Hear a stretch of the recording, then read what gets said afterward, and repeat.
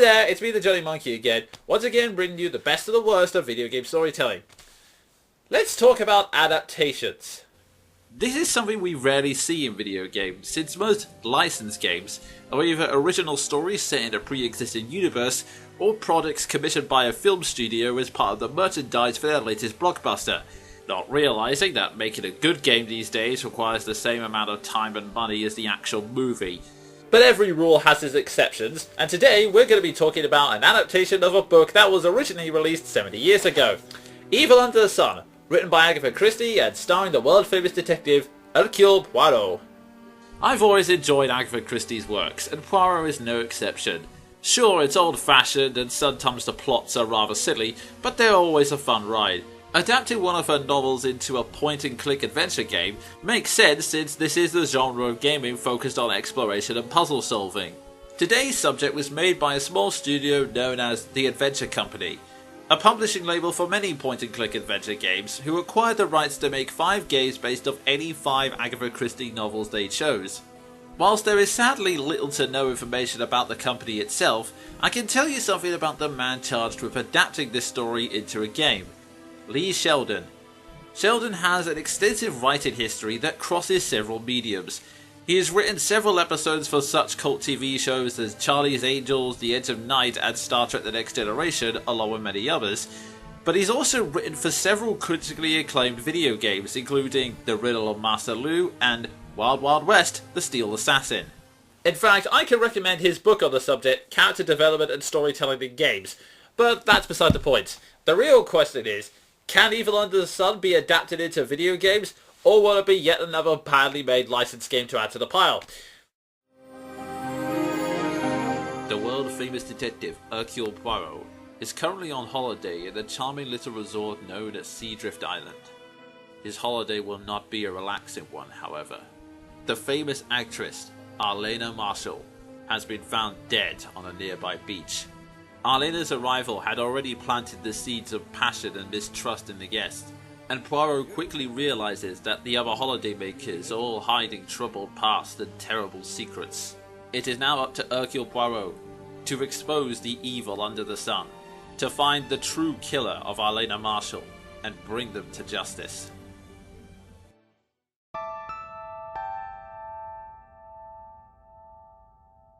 Before we start analysing the story proper, there's one important aspect of the premise that I didn't mention in the summary. The game begins with Poirot and his best friend Hastings in their flat. Since they have some time to kill, Poirot decides to tell Hastings about the murder on Seadrift Island, since the press hasn't reported it due to the war. However, instead of just telling Hastings what happened, Poirot decides to put a little twist on things. I will tell the story so vividly to you that you will think you are there yourself. You will direct Poirot's every action. Every fact, every clue will be there in front of your eyes. I will eliminate any characters without a part in our little drama. The hotel? It was not as understaffed as you will see it. In the same spirit, I set the stage. Oh, do not concern yourself with missing rooms, Hastings. Only those locations of importance will be presented. There will be no distractions. You will solve the case even as I did. I'll be blunt.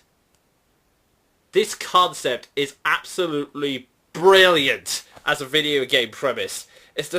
It works for so many reasons. First of all, it stays true to Poirot's character on 2 fronts. By controlling Hastings as he roleplays through the story, it allows the player to take control of Poirot and make mistakes without it seeming unnatural.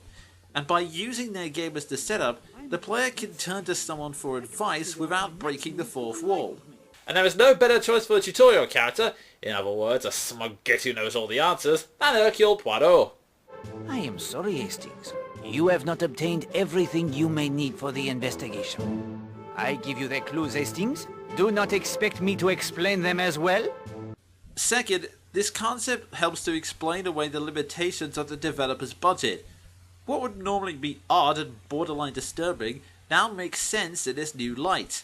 Finally, the concept also allows Poirot and Hastings to play off each other and form a double act, and their exchanges are some of the most entertaining parts of the game. All we really need is some cord, a couple of sturdy posts, and something to anchor it all with. Tent stakes, for example. Tent stakes. On an island with a perfectly good hotel. Why would anyone need tent stakes?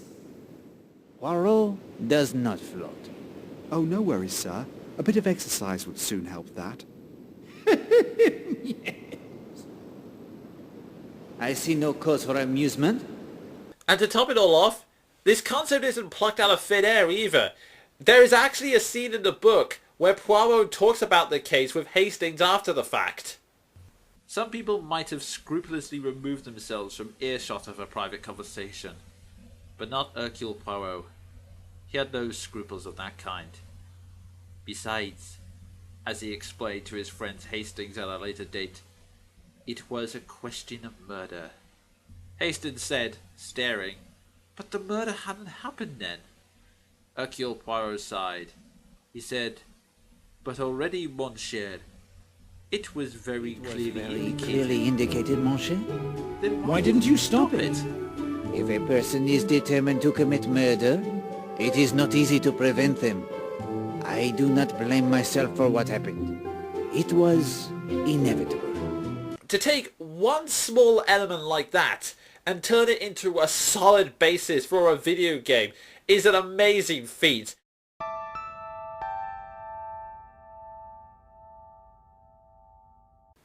Having a great detective is one thing, but a mystery story can't work without having interesting suspects as well. So let's take a closer look at the holiday makers of Seadrift Island. First we have the victim, Arlena Marshall, a famous actress who has been on both the stage and the big screen, but everyone hates her. Aside from Major Barry, who's kind of a closet pervert, so yeah, not very hard to please. The main source of the spite against her comes from the fact that she seems to be self-indulgent and seeks pleasure at any cost, to the point where, despite the fact she's already married, she spends most of her time playing and flirting with Patrick Redfern, who is a married man himself. Her husband, Captain Marshall, is a sensible, if slightly dull man, who does love Arlena and is determined to fulfill his role as a husband, but even he's reaching his limits. The violence. Look here, Arlena. I know what you're like. That boy is fond of his wife, really. Must you upset the whole blinking show? You know, don't you, Ken, that I don't really care for anyone but you. I think I know you pretty well, Arlena. Now this would make him a prime suspect, but he already has an alibi conferred by both Poirot and the hotel staff. Then there's his daughter, Linda Marshall, a sweet young girl with an interest in wildlife who often asks Poirot to help her with her studies. Now there might be some tension between her and Arlena, since Arlena's more of a stepmother to her, but surely there's no reason to suspect this adorable little girl of anything bad. Je vous ai bateau, je vous casse, je vous maudis. Sounds like Miss Marshall is doing her French lessons. If that is true, Hastings, they are the most unusual French lessons. She says, I beat you, I break you, I curse you. Never mind, the girl has issues. Or an insane French teacher, one of the two. I've already mentioned Patrick Redfern, a passionate if rather boyish man who's been smitten by Arlena.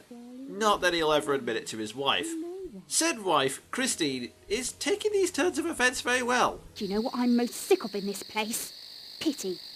Do you think I can't see? All the time people are saying, poor Mrs. Redfern, that poor little woman. I'm not little. I'm tall. They say little because they're sorry for me, and I can't bear it. If you consider soul-crushing misery to be better than murderous anger.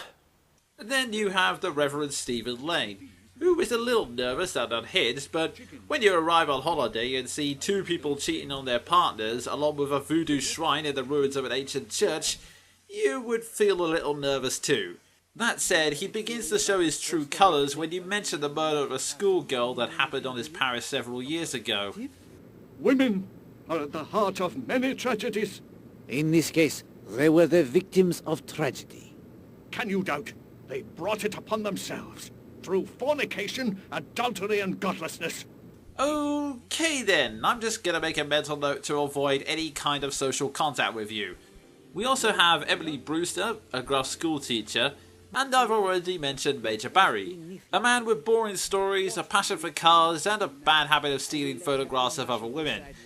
Then we have the Gardners, a charming couple that prefers to let one side do all the talking. Why, of course not. He's not disturbing us, is he, Oakley? No, darling. You must be our newest addition. Mr. Hercule Poirot, the famous detective. You recall me telling you he would be joining us, Oakley? Yes, darling. They seem harmless enough, although Oakley Gardner was the owner of a theatre that went bankrupt after Alena left halfway through one of their productions, so that's a possible motive, I guess. And finally, you have the brass sailor Horace Blatt, who gets very shifty whenever you mention detectives. Whilst this is an interesting collection of personalities, one of the weaknesses of the original story is that over half the cast are underused. Due to the way the mystery is set up, everyone's knocked out of the running earlier on, and the only real suspects are the Redburns and the Marshalls. The rest of the cast have very little impact on the plot, and frankly only seem to exist so that Agatha Christie can have the chance to vent some of her frustrations towards other holidaymakers. The game takes several steps to try and develop these characters beyond the basic roles they had in the book, and I'll cover all of them in later sections. But the one element I want to talk about right now is the voice acting. Hugh Fraser returns from the TV series to voice Hastings, whilst Kevin Downey voices Poirot. And even with the occasional off-reading, the two of them are great leads that help bring their characters to life. The rest of the cast is sadly hit or miss. The quality of the acting constantly varies between believable to passable to relying too much on accents to blander than a grey slab. Arlena's not good for Linda, nor for you. Perhaps. But you see, I gave my word. Marriage is a vow, Rosa. I'm sick of quick marriage and easy divorce. Arlena's my wife. That's all there is to it. It's why we came here. Our hopes and dreams. Our future. Gone. Why do you keep telling me to leave it? I know you, Oakley, darling. I know your temper. There must be some justice in this world. If you'd like a game of darts, just ask. The biggest victim of this sliding scale is Patrick Redfern. He's written as a young, passionate character who seems to wear his heart on his sleeve, but he never sounds interested in anything he's saying. You've been listening to these damned scandalmongers. Nothing to do but make up lies all day. Just because a woman's good-looking, they're down on her like harpies. You knew Mrs. Marsh was going to be here. You're infatuated with her. For God's sake, Christine, don't make a fool of yourself. Oh, God. She's been strangled. Arlena! I started hoping that Patrick was innocent, not because I liked the character, but because I could never imagine a voice this dull showing even the slightest hint of malice, never mind making death threats or getting angry at Poirot. Good morning, Mr. Redfern. I don't see anything good about it. Yes, alright, I did it. I murdered the bitch. I choked the very life out of her. And you know what else? I would do it again, I tell you. I'd do it again in an instant. Wah ha ha ha ha ha ha ha. Ha ha ha ha ha ha ha ha ha ha ha. Jump out of window. So, all in all, the cast is a mixed bag in this adventure. But now it's time for us to examine the mystery at hand.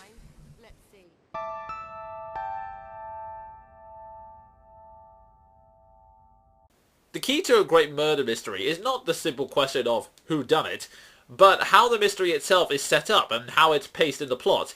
In other words, is this mystery interesting enough to keep us hooked until it's eventually solved? The actual murder itself is interesting, because Alena does have plenty of enemies, but she was killed by bare-handed strangulation, meaning that it would have to be someone with a lot of upper body strength. But all of the men and women with that level of strength have concrete alibis, meaning that every suspect can be ruled out in one way or another. The problem is, this mystery doesn't provide much to work with in terms of gameplay, so in order to pad the story out a bit, they added some extra mysteries, which leads me to one of the biggest weaknesses of this game. The first half of the game is spent exploring Seadrift Island and getting to know the cast. This gives the characters more screen time and allows them to develop a little further beyond the stereotypes they were in the book, but for every mystery that adds something to the plot, there are mysteries that just seem to be stalling for time. The threatening notes sent to Arlena Marshall do provide some build up to the actual murder, and provide more evidence to connect one of the suspects to the murder. Helping the Gardeners find an anniversary gift doesn't add anything to the main plot, and only serves to lead into a side plot involving the search for the legendary treasure of Tom Cutter, which in itself only serves to give you one item you need to solve one puzzle later on in the game, and that in turn is connected to another side plot which only exists to rule another suspect out. Do you see what I'm getting at here? To the game's credit, these various plot threads are all linked, and most of them do connect back to the murder in some fashion, but having all of these competing plot threads slows the pacing down to a crawl, which is not a good move in any story, but when the player knows that someone's gonna be murdered later on, and that is the main focus of the plot, taking this approach causes nothing but irritation for them because it feels like you're forcing them to wait for the actual story to start. I can understand why they had to take this approach since the original had pacing issues as well, and of course you do need foreshadowing and build up before the real conflict begins, but when the game is split up into 8 separate chapters and the murder doesn't happen until chapter 5, that should be a clear sign you've overdone it on that front.